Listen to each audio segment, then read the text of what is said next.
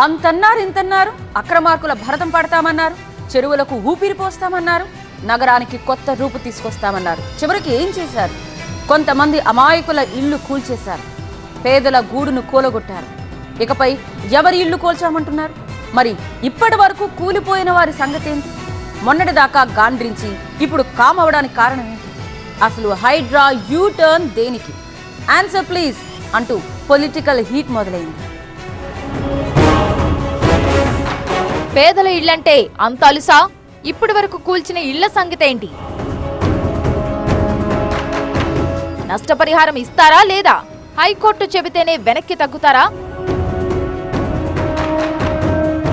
సమాధానం చెప్పాల్సిందేనంటూ కాంగ్రెస్ ప్రభుత్వంపై కన్నెర చేస్తోంది కమలం పార్టీ.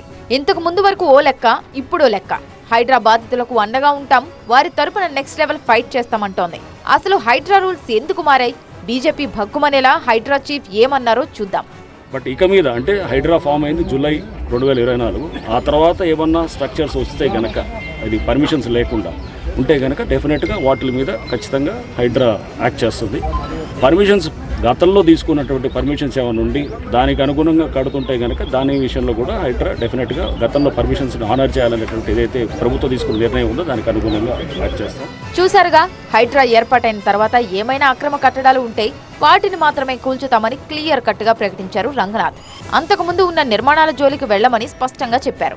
ఈ ప్రకటనతో ఎంతో మంది పేదలు ఊపిరి పీల్చుకున్నట్టే. మరి ఇప్పటి వరకు కూల్చిన వాటి సంగతేంటి? పైసా పైసా కూడబెట్టుకుని కట్టుకున్న పేదల ఇళ్లను కూల్చారు కదా, వాళ్లకు జరిగిన నష్టాన్ని ఎవరు పూడ్చాలి? ఏ పాపం చేశారని ఆ కొంతమంది ఇళ్లను కూల్చేశారు అంటూ కమలం పార్టీ అధికార కాంగ్రెస్ పై కస్సుమంటోంది. కేంద్ర మంత్రి కిషన్ రెడ్డి సైతం ఇవే ప్రశ్నలు సంధించారు. ఏం చెప్పారు? హైడ్రా మేము గతంలో కట్టిన ఇండ్లు కూల్చము, కొత్తగా కట్టేటువంటి ఇండ్లు మాత్రమే కూల్స్తామన్నారు. నేను ఈరోజు రేవంత్ రెడ్డిని అడుగుతా ఉన్నాను, ఇప్పటికే కూల్చిన ఇండ్ల సంగతి ఏంటి? వాళ్ళకి ఎవరు నష్టపరిహారం ఇస్తారు? మరి ఈ సంవత్సరం పాటు ఇండ్లు కూల్స్తానన్న కారణంగా అనేక నిద్రలేని రాత్రులు మూసి పారివాక ప్రాంతంలో ఉన్నటువంటి పేద ప్రజలు గడిపారు. దానికి జవాబు ఏంటి అని అడుగుతాం. మొత్తంగా హైడ్రా తీరుపై ఇటు బాధితులు కూడా ఆగ్రహం వ్యక్తం చేస్తున్నారు. తమకు ఖచ్చితంగా సమాధానం చెప్పి తీరాల్సిందేనంటున్నారు. మరి చూడాలి, ఈ ఇష్యూపై ఇటు హైడ్రా అటు ప్రభుత్వం ఎలా స్పందిస్తుందో.